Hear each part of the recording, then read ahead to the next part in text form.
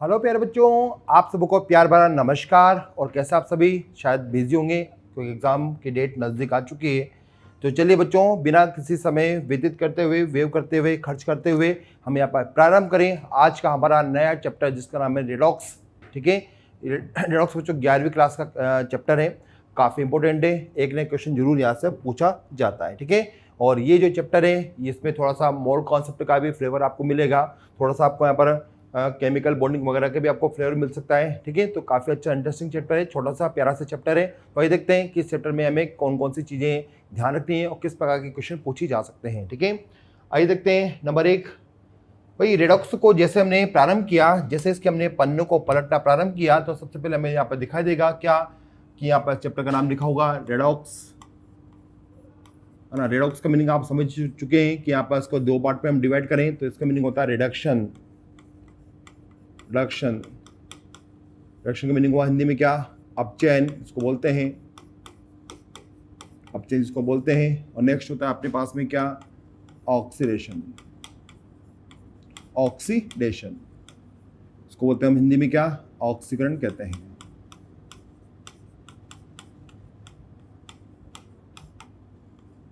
Okay, दोनों को यदि हम परिभाषित करें सामान्य शब्दों के अंदर तो हम बोल सकते हैं कि यदि किसी आयन ने, धातु ने यदि इलेक्ट्रॉन को ग्रहण किया है तो वो अपना अपचयन वहां पर करेगा। ठीक है, अपचयन के प्रोसेस में क्या होता है बच्चों, इलेक्ट्रॉन को ग्रहण किया जाता है किसी भी स्पीशीज के द्वारा, किसी भी प्रजाति के द्वारा। ठीक है, इस एग्जाम्पल की बात कर सकते हैं यहाँ पर हम, माने तो हमारे पास में एक धातु आयन है प्लस इसने एक इलेक्ट्रॉन को ग्रहण किया और ये बनाएगा क्या, यहाँ पर धातु बना देगा M0 जो क्या ठोस अवस्था में। ठीक है, तो यहाँ पर हम देख रहे हैं इलेक्ट्रॉन को ग्रहण करने की प्रक्रिया अपचयन कहलाती है। तो नोट किया हमने यहाँ पर इलेक्ट्रॉन को ग्रहण करने की प्रवृत्ति, क्या कहलाती है, अपचयन कहलाती है। ठीक है, ऑक्सीकरण में क्या होगा, यहाँ पर एक कोई भी केमिकल प्रजाति है, मान लेते हैं अपने पास में एम है ना बच्चों। ये एम जो केमिकल स्पीशीज है, प्रजाति है, यदि इलेक्ट्रॉन का त्याग करती है तो क्या बनाएगी, ये धातु आयन बना सकती है या अपना धनायन बना सकती है। तो यहाँ पे क्या हो रहा है बच्चों, ऑक्सीकरण की प्रक्रिया में यहाँ पर जो एम है वो इलेक्ट्रॉन त्याग रहा है, इस प्रक्रिया को हम बोलते हैं ऑक्सीकरण कहते हैं। ठीक है, तो हमने नोट किया कि इलेक्ट्रॉन को त्यागने की प्रवृत्ति वो कहलाती है क्या, वो कहलाती है अपने पास में वो कहलाती है क्या बच्चों, यहाँ पर वो कहलाती है ऑक्सीकरण कहलाती है। ठीक है, तो यहाँ पर हमने ऑक्सीकरण को परिभाषित किया और अपचयन को भी परिभाषित कर दिया। अब देखिए, यदि दोनों प्रकार की अभिक्रिया किसी एक अभिक्रिया में चल रही है तो उस प्रकार की अभिक्रिया को बोलते हैं बच्चों हम रेडॉक्स अभिक्रिया कहते हैं। जैसे कि मान के चलें कि अपने पास में कॉपर आयन है, एक्वस मीडियम में डूबा हुआ है, हमने यहाँ पर मिला दिया है जिंक ठोस अवस्था में। तो यहाँ पे क्या होगा, यहाँ पर जो जिंक हमें दिखाई दे रहा है, ये देख सक्रिय धातु है, यहाँ पे क्या करेगा, जो जिंक है वो इसको इलेक्ट्रॉन देता है और कॉपर को इलेक्ट्रॉन मिलने के बाद कॉपर होता है 0 पर रहता है और जिंक क्या होता है यहाँ पर, जिंक पहुँच जाता है +2 अवस्था में पहुँच जाएगा। राइट, तो आपने देखा कि यहाँ पर दोनों प्रकार की अभिक्रिया चल रही है। जिंक का हुआ है ऑक्सीकरण क्योंकि जिंक यहाँ पर पहले 0 पे था और 0 से वो चला गया +2 में चला गया, इसका मीनिंग इसने इलेक्ट्रॉन त्याग दिया है। तो जिंक का हुआ ऑक्सीकरण हुआ तो ये इसने इलेक्ट्रॉन त्याग दिया है। ठीक है, तो यहाँ पर हम लिखेंगे कुछ पॉइंट जिसके ऊपर आपको ध्यान देना है कि यहाँ पर जो ऑक्सीकरण की घटना हो रही है, ऑक्सीकरण जो हमने देखा वो किसका देखा है, जिंक का देखा है। अच्छा, इलेक्ट्रॉन को ग्रहण किसने किया, कॉपर +2 ने ग्रहण किया है, अतः कॉपर +2 इलेक्ट्रॉन को ग्रहण करेगा, अतः कॉपर +2 का यहाँ पर अपचयन हो जाता है। तो क्या लिखेंगे हम कि यहाँ पर जो अपचयन हुआ, अपचयन जो हो रहा है वो हो रहा है किसका, कॉपर +2 आयन का, ना कि कॉपर का। कॉपर का नहीं लिखेंगे हम, क्या लिखेंगे बच्चों, यहाँ पर कॉपर +2 का यहाँ पर अपचयन होता हुआ हमें दिखाई दे रहा है। ठीक है, तो ये तो होगा दो चीजें जहाँ पर हमने देखा कि किसका ऑक्सीकरण हुआ, किसका अपचयन यहाँ पर हुआ।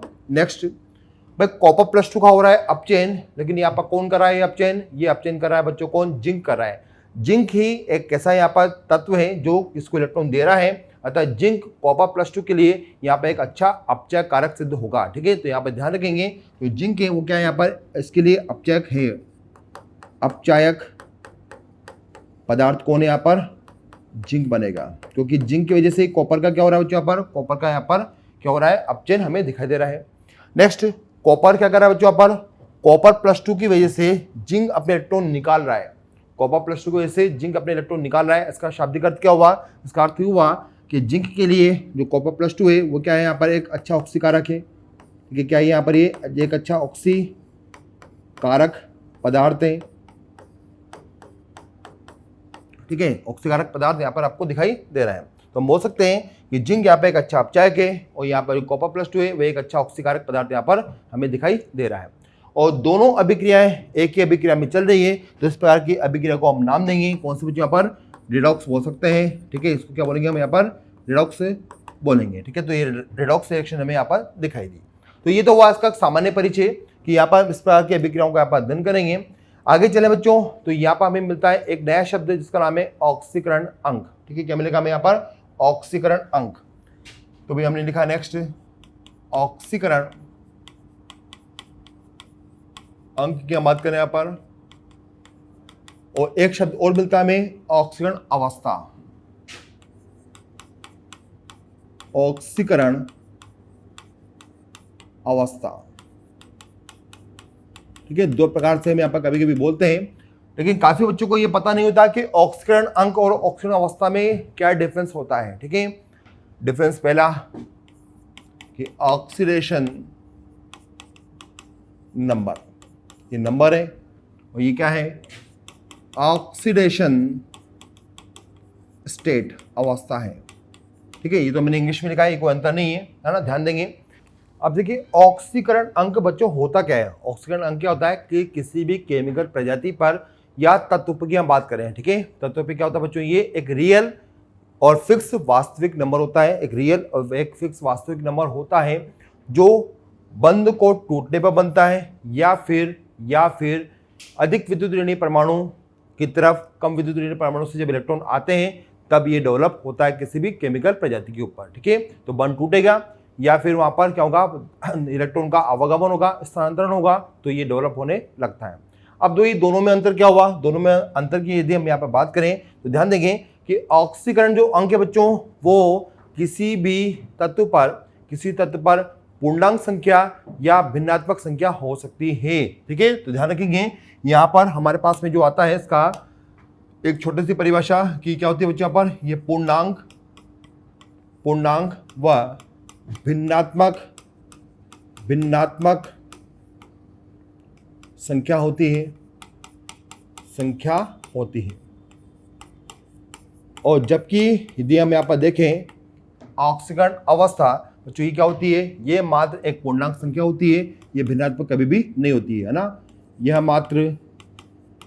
मात्र पूर्णांक संख्या होती है।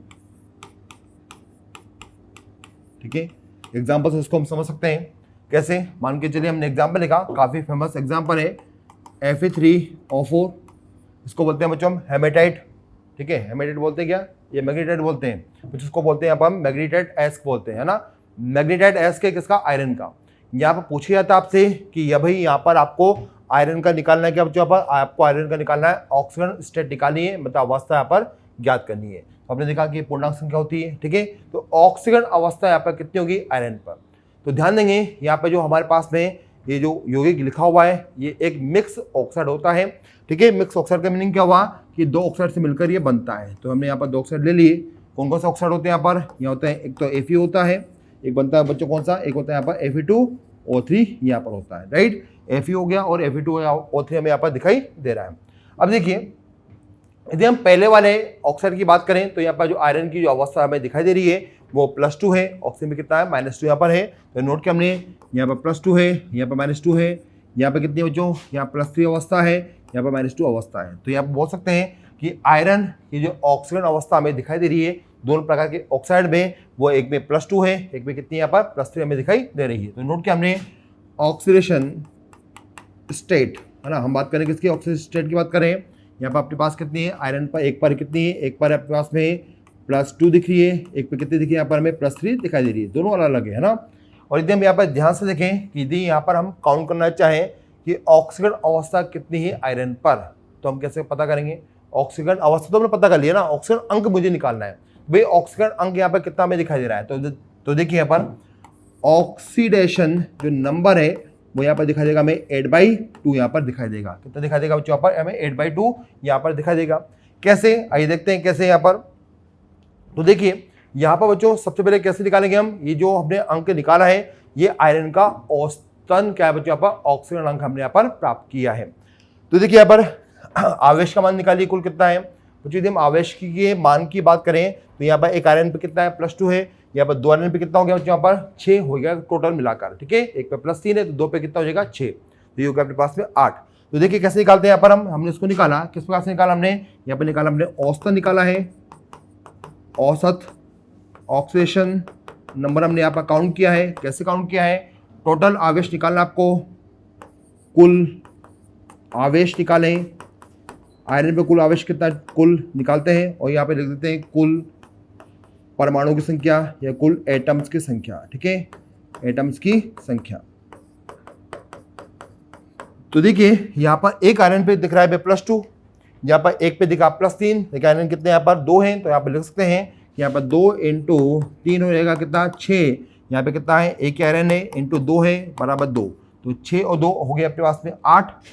और कुल आयरन कितने यहाँ पर, कुल आयरन हमें दिखाई दे रहे हैं बच्चों कितने यहाँ पर, कुल आयरन दिखाई दिया हमें यहाँ पर, देखिए कितने हैं यहाँ पर अपने पास कुल आयरन जो हमें दिखाई दे रहे हैं वो यहाँ पर कितने बच्चों, यहाँ पर हमें दिखाई दे रहे हैं 3। कितने दिखाई दे रहे हैं यहाँ पर, हमें 3 दिखाई दे रहे हैं। तो यहाँ पर अपने पास हो गया 8/3। हमने कितने लिखा, 2 लिखा है क्या, 3 कीजिए इसको, ये हो गया अपने पास में 8/3 यहाँ पर हमें दिखाई देगा। तो जो ऑक्सीकरण अंक आया ये हमें यहाँ पर भिन्नात्मक रूप में दिखाई देने लगा है। तो हमने ये कहा है कि ऑक्सीकरण जो अंक है वो भिन्नात्मक रूप से आ सकता है, अर्थात इसका जो ऑक्सीकरण अंक है वो कितना होता है 8/3 हमें यहाँ पर प्राप्त होता है, किसमें, प्लस अवस्था में प्राप्त हो रहा है, ठीक है। प्लस माइनस तो आप लगाएंगे सही वहां पर, क्योंकि ऑक्सीकरण अंक या अवस्था में प्लस माइनस हमेशा आता है। तो इस प्रकार से हमने दोनों के बीच में एक अंतर को यहाँ पर प्रदर्शित किया। बच्चों हम आगे चलें तो यहाँ पर हमें इस चैप्टर के अंदर कुछ तत्वों के ऑक्सीकरण अंक निकालने की विधियां और उनके ऑक्सीकरण अंक के मान हमें यहाँ पर दिए जाते हैं, ठीक है। तो कभी कभी इस टाइप से सिंपल क्वेश्चन भी पूछ सकते हैं आपसे, ठीक है। किस प्रकार से पूछेगा आइए देखते हैं। मान के चलिए आपके पास में कोई एक तत्व है जो मुक्त अवस्था में, ठीक है। यदि मुक्त अवस्था में कोई भी तत्व होगा तो उसका ऑक्सीकरण अंक हमेशा क्या होगा बच्चों, वहां पर वो होगा 0 होगा, ध्यान रखेंगे ना। तो यहाँ पर रूल याद रखेंगे, जब आपके पास में कोई भी तत्व है जो मुक्त अवस्था का मीनिंग क्या हुआ, वह किसी अन्य से अभिक्रिया नहीं कर रहा है, उसके ऊपर कोई आवेश नहीं है, तो उस पर क्या होगा, उस पर हमेशा ऑक्सीकरण अवस्था उसकी होती है कितनी, 0 में मिलती है, या अवस्था भी कितनी मिलती है हमें, 0 मिलती है। जैसे N2 O2 S2 जितने भी अपने पास में, ऐसा नहीं कि हम अणु बनाए, हम जिंक लिख सकते हैं, कॉपर लिख सकते हैं, आपने इनको ऐसे लिखा तो ये इन पर आवेश का मान कितना दिख रहा है हमें यहाँ पर, ऑक्सीजन अवस्था का मान कितना दिखा आपको यहाँ पर, 0 दिखाई देगा, राइट।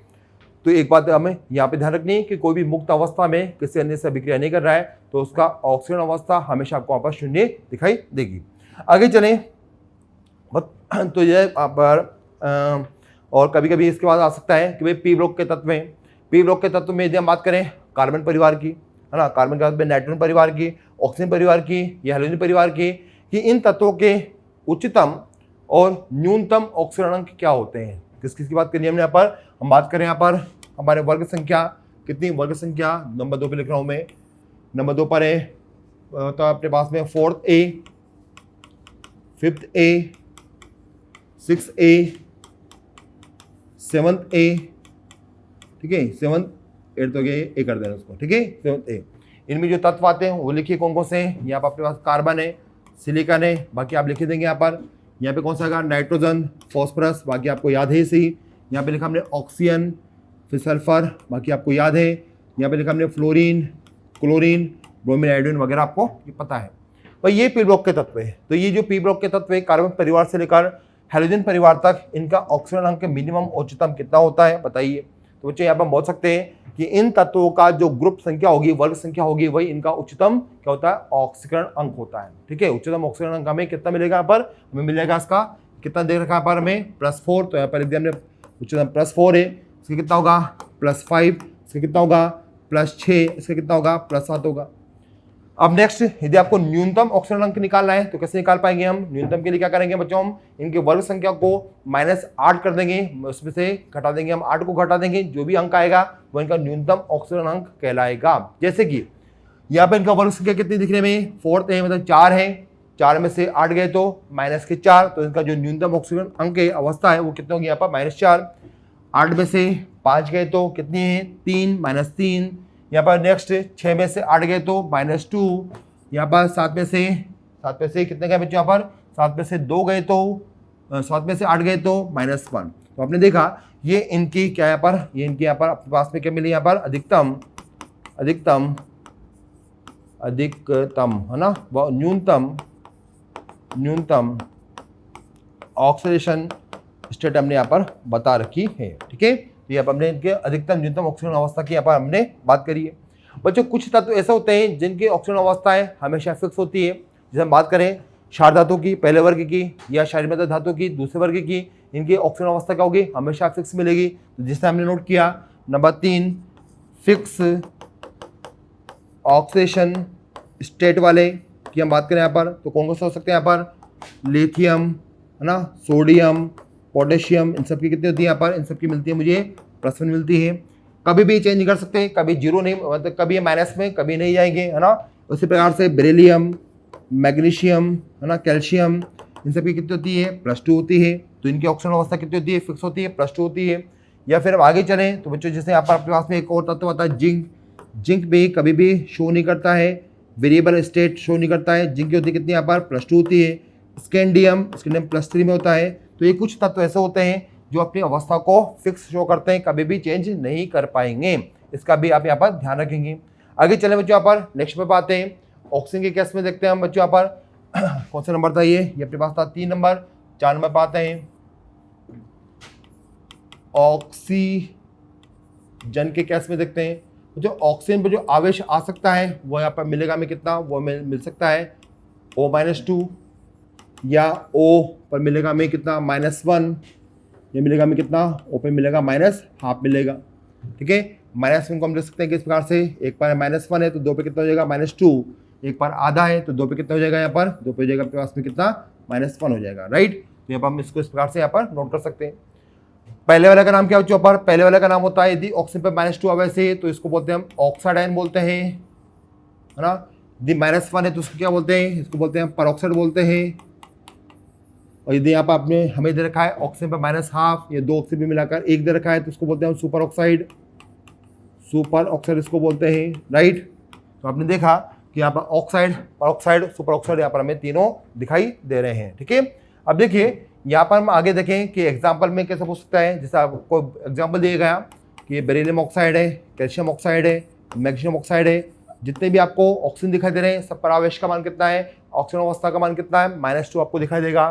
परऑक्साइड में आते हैं Na2O2 अपने पास में है ना। नेक्स्ट K2O2 लिख सकते हैं यहाँ पर हम, या लिख सकते हैं हम बेरियम O2 लिख सकते हैं यहाँ पर हम, या SrO2 लिख सकते हैं।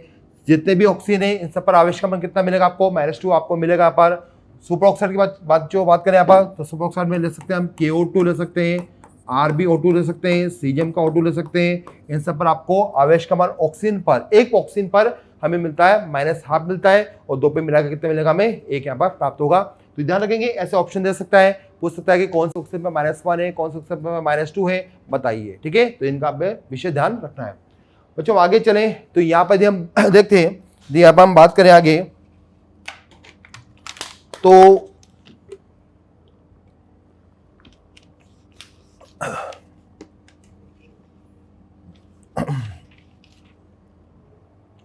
ये हो गया 4। 5 नंबर पर आता है ना, 5th नंबर पर हमने एंट्री किया।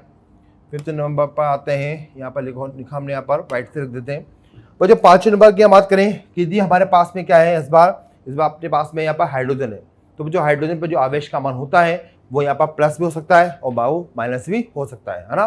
तो यदि हाइड्रोजन धातुओं के साथ में जुड़ी हुई है तो उस पर होगा +1 या -1 होता है। ठीक है, और अधातु से जुड़ी हुई तो उस पर होता है कितना, +1 हमें दिखाई देता है। ठीक है, तो नोट किया हमने, ये अपने पास में क्या है, धातु है प्लस हाइड्रोजन है, तो हाइड्रोजन पर हमेशा आवेश का मान कितना होगा, ऑक्सीजन अवस्था होगी +1 होगी। ठीक है, नेक्स्ट यदि अपने पास में अधातु है और यहाँ पर अपने पास हाइड्रोजन भी है, तो इस हाइड्रोजन पर आवेश का मान होगा अपने पास में कितना बच्चों, यहाँ पे मिलेगा मुझे, ये +1 नहीं है, ये -1 है ना। इसको सही कीजिएगा, इसको -1 और ये होगा अपने पास में कितना +1 हमें मिलेगा। तो देखिए एग्जाम्पल लिख सकते हैं यहाँ पर हम धातु लिथियम हाइड्रोजन H, ठीक है, या बेरिलियम H2 या कैल्शियम H2 वगैरह। धातु के साथ में जुड़ी हुई हाइड्रोजन है, तो यहाँ पर जो हाइड्रोजन पर आवेश होगा, ऑक्सीजन अवस्था होगी, वो एक पर होगी -1, एक पर होगी -1, एक पर होगी -1 होगी। यहाँ पर अधातु आ चुके हैं। यदि हम अधातु की बात करें, जैसे अपने पास है HF, है ना, HF, या हम लिख सकते हैं यहाँ पर H2O, या हम लिख सकते हैं NH3, है ना। तो यहाँ पर जितनी भी आपको दिख रही है हाइड्रोजन, उन सब पर आवेश का मान कितना होगा +1 +1 +1। हमने एक पे निकाली है, आप बाकी तीनों पे निकाल सकते हैं ना। तो हमने एक H पे निकाला, कितना +1 हमें यहाँ पर दिखाई देता है। तो इस प्रकार से यहाँ पर क्या कर सकते हैं हम यहाँ पर H का भी ऑक्सीजन अंक यहाँ पर ज्ञात कर सकते हैं। और नेक्स्ट पे आते हैं, नंबर था 5 का मैं 6 नंबर पर आपसे कभी कभी डिस्कस कर सकता है कि भाई आपको यहाँ पर बताना है कि यहाँ पर कोई एक यौगिक है K2Cr2O7, कोई भी हमने यौगिक नोट किया K2Cr2O7, K2Cr2O7, ठीक है, या KMnO4।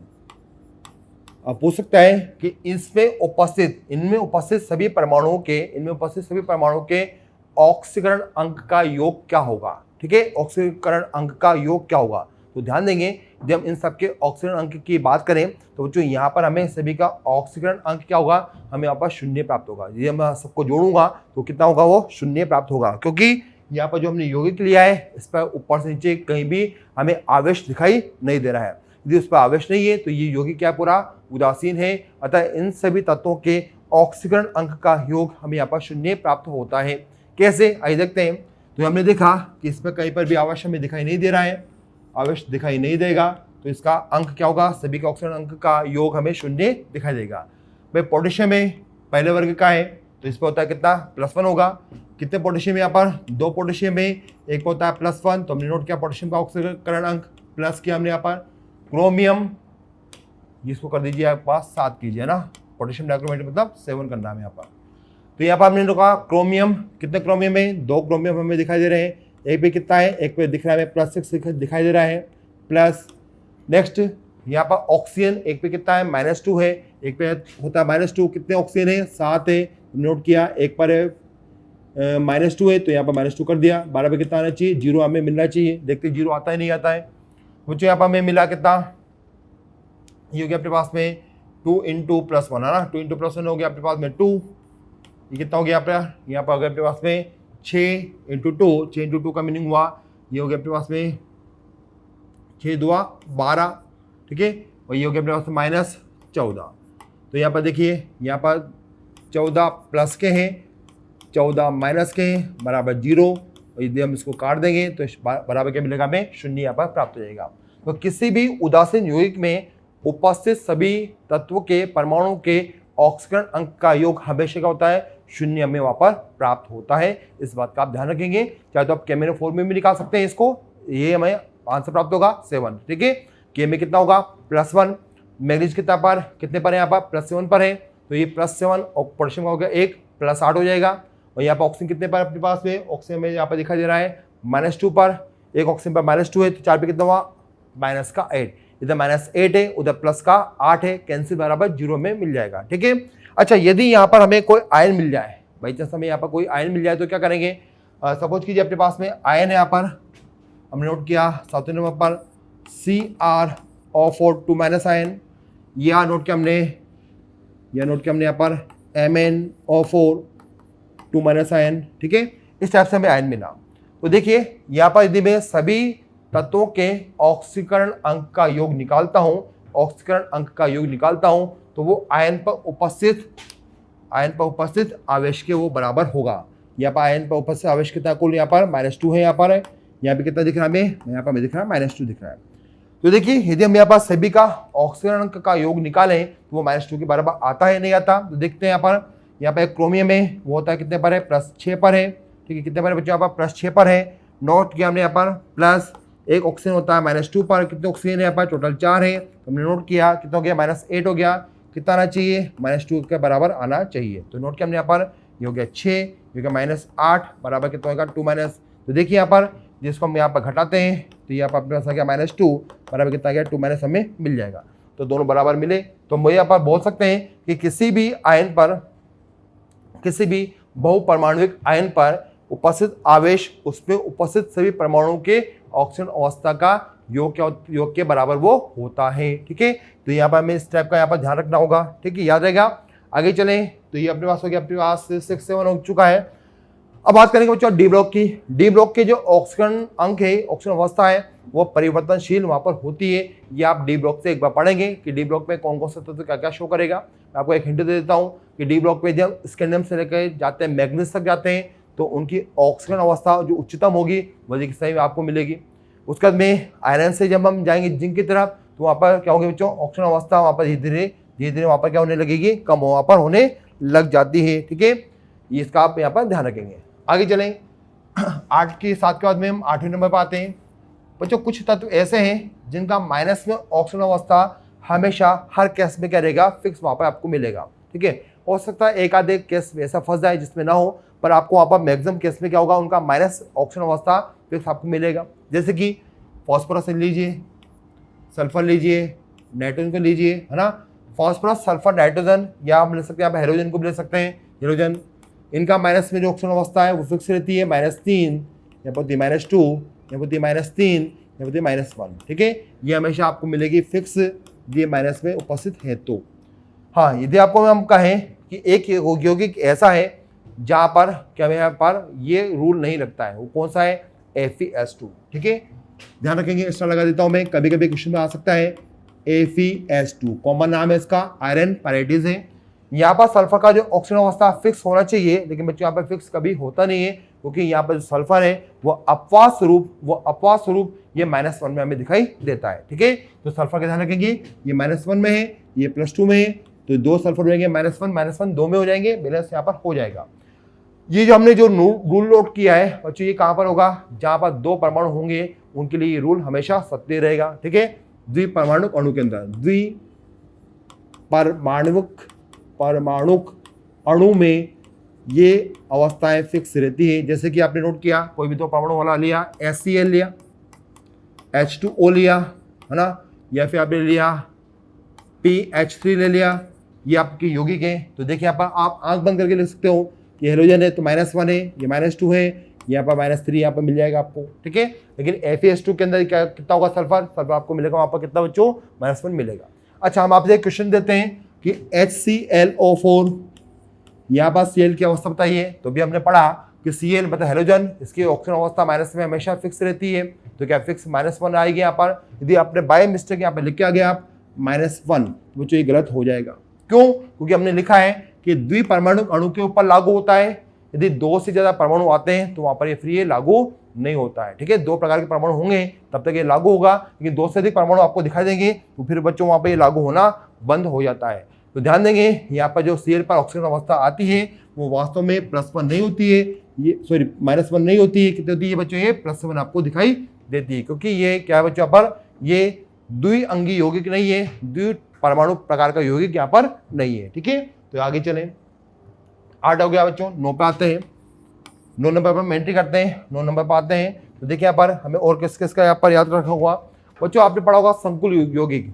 संकुल यौगिक में जो लिगेंड्स होते हैं उनका जो ऑक्सीजन अंक हम यहाँ पर निकालते हैं वो किस प्रकार से निकालते हैं, उनका ऑक्सीजन अंक निकालने की हमें आवश्यकता नहीं है। जब आपको लिगेंड्स पता है तो लिगेंड पर जो आवेश होगा बच्चों वही उनका ऑक्सीजन अंक वहाँ पर हो जाता है। ठीक है, कैसे, आइए देखते हैं। मान के चलिए अभी हम बात करें यहाँ पर कौन सा नंबर का आएगा, ये 9 नंबर पर हम चल रहे थे। लिगेंड्स का ऑक्सीडेशन स्टेट, मान के चलिए आपके पास लिगेंड्स हैं Cn-। ठीक है, तो कितना है इस पर, -1 है, सब लिखा हुआ है। यदि आपने नोट किया कार्बोनेट कितना है, -2 है। यदि आपने नोट किया EDTA 4- कितना है भाई, 4- दिख रहा है, जो दिखता है वही लिगेंड का ऑक्सीजन अवस्था होती है। इसका भी हम यहाँ पर ध्यान रखेंगे, है ना। जैसे मान के चलिए आपके पास में NO2- है, कितना है भाई, -1 दिख रहा है। SCN- कितना दिख रहा है, -1 दिख रहा है। जो भी आपको उसके ऊपर आवेश दिखाई देगा वही उसका ऑक्सीजन अंक या अवस्था कहलाएगी। NO2+ कितना दिख रहा है, +1 दिख रहा है ना। ये आपने नोट किया। अमोनिया, ये भी लिगेंड है, कितना दिख रहा है, क्वेश्चन नहीं दिखा तो 0 हो जाएगा यहाँ पर, ठीक है। तो कितना हो जाएगा, ये 0 हमें यहाँ पर प्राप्त होगा। अगर चलो बच्चों यहाँ पर आगे की हम बात करें तो बच्चों यहाँ पर कुछ यौगिक ऐसे होते हैं जहाँ पर मुझे बंध को तोड़ने के पश्चात पता लगता है, बंध को तोड़ने का पता लगता है कि वहाँ पर ऑक्सीकरण अंक की वैल्यू क्या होगी। आइए देखते हैं कौन सा होते हैं ऐसे यौगिक। अब यहाँ पर हम कुछ एग्जाम्पल की बात करते हैं जहाँ पर मुझे EN के अकॉर्डिंग यहाँ पर आंसर देना होगा, ठीक है। तो देखिए यहाँ पर महत्वपूर्ण एग्जाम्पल स्टार लगा देंगे, इनका ध्यान रखना है, क्वेश्चन आने के चांसेस बन सकते हैं। ध्यान रखेंगे यदि यहाँ पर अपने पास में 2 परमाणु हैं और उनके मध्य बंध बन रहा है AB, तो यहाँ पर जिस परमाणु की EN ज़्यादा होगी, मान के चलते हैं EN यहाँ पर A की कम कर दें, EN B की हम बढ़ा दें, तो जिस परमाणु का EN ज़्यादा होगा उस पर आएगा आंशिक माइनस, आंशिक प्लस, ठीक है। और ऑक्सीकरण अंक में हम यहाँ पर आंशिक नोट नहीं करेंगे, यहाँ पर सिर्फ हम बताएंगे माइनस प्लस कितना है ना, तो यहाँ पाएगा कितना, B पाएगा माइनस, A पाएगा प्लस। देखिए यहाँ पर कुछ एग्जांपल अपने पास में, जिससे हम सबसे सिंपल लेते हैं। यहाँ पर हमने यहाँ पर लिया NO3 ले सकते हैं, नंबर 1 पर है NO3। NO3 का फोटो बनाना आना चाहिए आपको। यहाँ पर हमने डायग्राम बनाया इसका इस प्रकार से, O माइनस, और ये इस प्रकार से बना दिया हमने, NO3 का चित्र बना दिया, ठीक है। अब देखिए बच्चों यहाँ पर ध्यान देंगे, जहाँ पर भी उप सहसंयोजक बंध आता है और उस वजह से 2 इलेक्ट्रॉन परमाणु की तरफ पहुंचेंगे, ऑक्सीजन की EN ज़्यादा है तो ऑक्सीजन पर 2 इलेक्ट्रॉन आ रहे हैं N से, तो उस पर डेवलप होगा चार्ज कितना, -2 वहाँ पर आ जाएगा। तो यदि हम उप सहसंयोजक बंध की बात करें तो उप सहसंयोजक बंध में कितना आ रहा है, यहाँ पर -2 ऑक्सीजन पर आता है क्योंकि इसकी EN ज़्यादा है, तो इस पर आएगा कितना, +2 में मिल जाएगा, ठीक है। कलर चेंज कर लेते हैं ताकि हमें ध्यान रहेगा कलर के बारे में। ये -2 और यहाँ पर ये +2, ठीक है। नेक्स्ट यहाँ पर देखें ऑक्सीजन का EN फिर से ज़्यादा है N की तुलना में, तो यहाँ पर आएगा कितना, यहाँ पर 2 बंध है, यहाँ पर -2, यहाँ पर फिर से आया कितना, +2 मिल जाएगा हमें। यहाँ पर ध्यान दिया कि यहाँ पर ऑक्सीजन की EN फिर से ज़्यादा है, तो जो यहाँ पर चला गया ऊपर की तरफ, ये +1 यहाँ पर आया और -1 वहाँ पर हमें दिखाई दे रहा है ऑलरेडी, ठीक है। तो यहाँ पर हमने देखा कि यहाँ पर नाइट्रोजन के पास में जो ऑक्सीकरण अंक हमें अब यहाँ पर दिखाई दे रहा है बच्चों, वो कितना है यहाँ पर, वो हमें दिखाई दिया टोटल +5 हमें दिखाई दे रहा है, ठीक है। तो यहाँ पर सबको जोड़ देंगे, ये रहेगा +5 हमें मिल जाएगा। नेक्स्ट नंबर पाते हैं, नेक्स्ट नंबर का एग्जाम्पल हमने नोट किया बच्चों NO3 के बाद में, यदि हम यहाँ पर दूसरा एग्जाम्पल है जैसे आपने लिया सल्फ्यूरिक अम्ल को, H2SO4 को, ठीक है। तो यहाँ पर मैं प्रत्येक परमाणु पर निकालना चाहूँगा ऑक्सीकरण अंक H2SO4, बंध को तोड़ते हुए फोटो बनाया, double bond ONH ONH, right. यहाँ देखिए कितना आएगा ऑक्सीकरण अंक, H का EN कम तो बंध टूटेगा, तो +1 यहाँ पर, -1 यहाँ पर। सल्फर का EN ज़्यादा तो -1 यहाँ पर, +1 यहाँ पर। सल्फर का EN कम, ऑक्सीजन का EN ज़्यादा तो -2 यहाँ पर और +2 यहाँ पर।